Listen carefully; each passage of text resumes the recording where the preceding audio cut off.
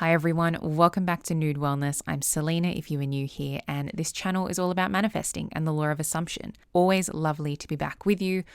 Today's video is a juicy one. I put on my community tab a little poll to see if this was a topic that you guys were interested in me talking about, and it was. I got a big resounding yes, which is amazing. So we are going to be discussing what to do when you don't get the movement you were intending for. Okay, before I dive into today's video, just like I said in my last video, I do have my introductory offer for my DM coaching. It is currently 50% off, so details are in the description below. It has been so lovely to connect with so many of you already.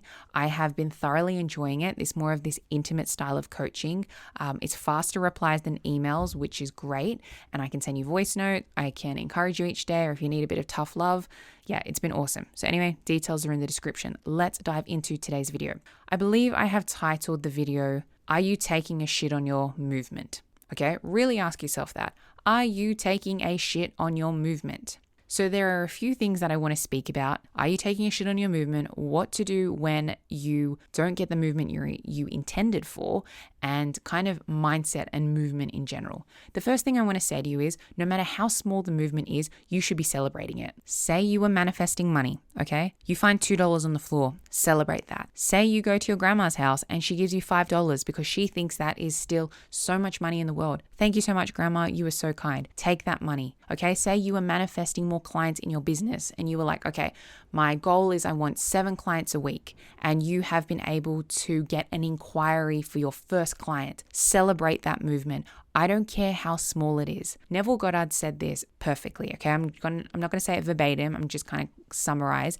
He pretty much said that it will feel so natural, the unfolding of your manifestation, the movement as well will feel so natural that you think it would have happened anyway. That if you weren't consciously affirming, consciously visualizing, scripting, whatever your manifestation game is, focusing, having a great mental diet, that this would have happened anyway. But it wouldn't have. That movement would not have happened if you weren't focusing on your desire, on your end goal. That's the amazing thing. Manifestation is so perfect that you didn't even know you were manifesting. I feel I've said this in a couple videos. It is so perfect that you had no clue it was happening until your 3D was probably really crappy and you were like, okay, I've had enough of this. I actually want to change this and figure out what's going on. That's mainly the reason people get into manifestation, conscious manifestation, is because their 3D has been so crap and they're fed up with just living in this reality of nothing's going their way. And then when you actually realize that you're the one who's in charge, oh my God, you feel so powerful. It's incredible. So I don't care how small that movement is, you should be celebrating it. Say you're manifesting a relationship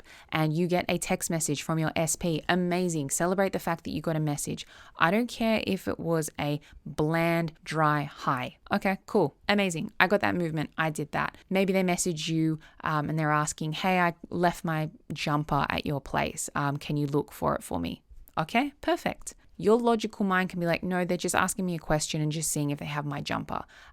No, the reason why they messaged you is because you were the one who has been affirming that you're in constant contact with them, and whatever your affirmations have been for love relationships regarding your SP. I'm going to talk about breadcrumbing for a second. This is a term that gets thrown around all the time, particularly in the dating world. The term for me, breadcrumbing, again, everything I say is based on my assumptions. So your reality, your rules, you get to decide what works for you. When it comes to breadcrumbing, in my opinion, that is another BS assumption that the dating community want to speak about. That is not something that functions in my reality. I'm all about do whatever feels good for you. If you get a dry text message, okay, and you're manifesting this SP, celebrate the fact that you got that message, but you don't have to reply to them if it was a crappy message or if it's not going to make you feel good. You don't have to be like, oh my God, they messaged me. I'm going to confess all my feelings to them. I'm going to be so lovey-dovey. No, just be you. Chill, send them back a dry message. Don't message them at all, but make sure that you are affirming in your mind for what you want. Whatever you do in the 3D is not going to ruin or stuff up your manifestation. So to recap that, I want you to be celebrating the tiniest bit of movement. Okay, I want to talk about negative movement, quote unquote negative movement. So I put in my community tab about if you have been on your affirmation game, you have been up leveling and you feel amazing, but your reality feels like it's getting worse. And obviously listen to last week's video because everything is still working out for you. But if you feel that movement has gone backwards and you're like, what the hell's going on?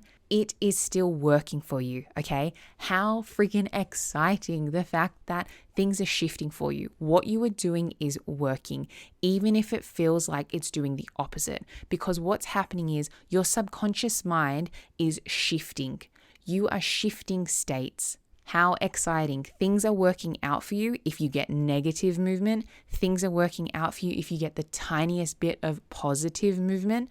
You should just be happy that you're getting movement in general, because what happens a lot of the time, with my own experience with clients, from success stories that I've heard from other people, depending on the topic, depending on what your mental diet is like, depending on the beliefs that you hold, you may have no movement throughout your whole manifestation journey of a certain thing, and it will just kind of pop up into your reality. Maybe you get heaps of movement and then you get your manifestation. It all kind of depends. So for me, any movement, whether I see it as positive or negative, however you feel about it, I'm going to be telling myself, oh my God, this is working. What I am doing is working. Remind yourself that you are continuously on your bridge of incidents. Everything is working out for you. Okay, what about no movement? So what I'm going to say is it's going to sound very counterproductive, counterintuitive to what I've just said, but it also is relevant. Movement means shit, okay? So celebrate the fact that you get the tiniest bit of movement. Celebrate the fact that everything is working out for you, even if it feels negative. If you feel like you were getting no movement, there is always movement. You just can't see it. If you feel that you can't see any movement, it is still working out for you. And from the broader perspective, if we're to zoom out, movement means shit. Just like I said in that little example I said, you may have the experience where you're not getting any signs. You're not getting any birds before land. You're just going to get your manifestation. Just know, it's this knowing and deciding that you are getting what you want, regardless if there is movement or not. You don't have to be looking for movement. If movement happens and you see it and you get to experience it in your 3D, awesome, enjoy it, celebrate it. Know that what you want is coming to you. But movement also doesn't mean shit, okay? So I feel like you're able to understand those two concepts. Movement means nothing, but if you get it, awesome, celebrate it regardless. Okay, let's talk about what to do when you don't get the movement you were intending for. Okay, so I'm going to speak about a couple things, 3 ways to revise. So we're going to be using revision, but also I want to talk broadly about the whole thing. Okay, number 1, use instant revision. So say you are manifesting a friendship back. Say you had a falling out with a friend, your best friend, you had this big argument, and now you want the friendship back. Say they message you, amazing, that is movement. You did that. Your subconscious mind did that, but it's a super dry text. Revise in your mind. So-and-so just messaged me. Oh my God, it was such a beautiful message. She wants to see me and wants to have a chat. Loop that in your mind 5 to 10 minutes. Such and such just messaged me. Oh my God, it was such a loving text message. She wants to talk to me and she wants to see me and talk things through. Be looping that in your head over and over, 5-10 minutes. Then get on with your day. Say your affirmations when you feel like it. Visualize when you feel like it if you're a visualizer, or script when you want to script. That's instant revision. So that's the first kind of way. I guess I will get more in depth. The second one, which is a little more in depth than the instant revision, is revising at the end of your day. You will be using SATs. You will be in that drowsy state. So as you're feeling drowsy and about to go to sleep, you either loop a 10-second scene of how you actually wanted the movement to go, rather than them messaging you a short, dry text. You will imagine receiving a text message that was super loving and be looping that before you go to bed. Or if you don't want to visualize and you just want to be saying that scene, like I just said, kind of like talking through it and having like an inner conversation. So-and-so just messaged me. Oh my God, it was such a lovely message. She wants to see me and talk things through.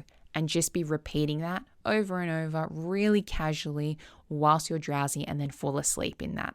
That's the second way. The third way, more in depth than all of it. Okay, so if this is such a pressing issue for you and you really want to revise, what you want to do is write out how you wanted the event to go, like in a little paragraph. I am going to give credit to Manifesting with Kimberly. That's where I heard this technique from and how she kind of does revision. So what you would do is you would write out the scene or the event of how you wanted it to go, and you would read that twice a day. You either want to do it for 3 days or you want to do it for a week, and you're going to be repeating that twice a day, 3 days or a week, until when you think of that event, your first memory is the revised version of it. Yes, you may still remember what the original one was, but as long as your first memory is the revised version, then we're good. If after a week you're still thinking of the original one, then you need to do another week or you need to do another 3 days. So you get to play around with those three, techniques of revision. The thing I do want to say here is, like I keep saying, your reality, your rules. You get to decide whether revising movement that doesn't really you feel isn't working in your favor or you don't like or makes you feel bad. You get to decide whether that is putting out fires or whether it is best to just focus on that end goal and just ignore this movement that feels bumpy and this middle that feels bumpy and just be focusing on that end goal. You get to decide that. For me personally, what I would do is, if you are curious about revision and revising movement along the way, go ahead. The only thing is that I would say is, what you'll find is if you are trying to revise every single bit of movement that hasn't fully 100% conformed, you are going to be wasting a lot of your energy on trying to revise this movement rather than using that energy to persist and focus on the end state. Because we know that the more we focus on the end state, the more we focus on that end goal and be in the state of the wish fulfilled, everything in the middle, all this movement that feels bumpy is going to smooth out and it won't matter. So you get to decide whether you are putting out fires by doing that or if this is something you generally want to do. If you feel it is putting out fires, then focus on the end goal. Okay, that was a very juicy video. That's what you want to do in regards to movement. If you don't get the movement you were intending for, movement in general, what to do when you get a tiny bit of movement, what to do or how to think when the movement feels negative or you feel you're not getting any movement. I intend that this was super helpful for you. Again, it's all just mindset shifts, really. That's all it is.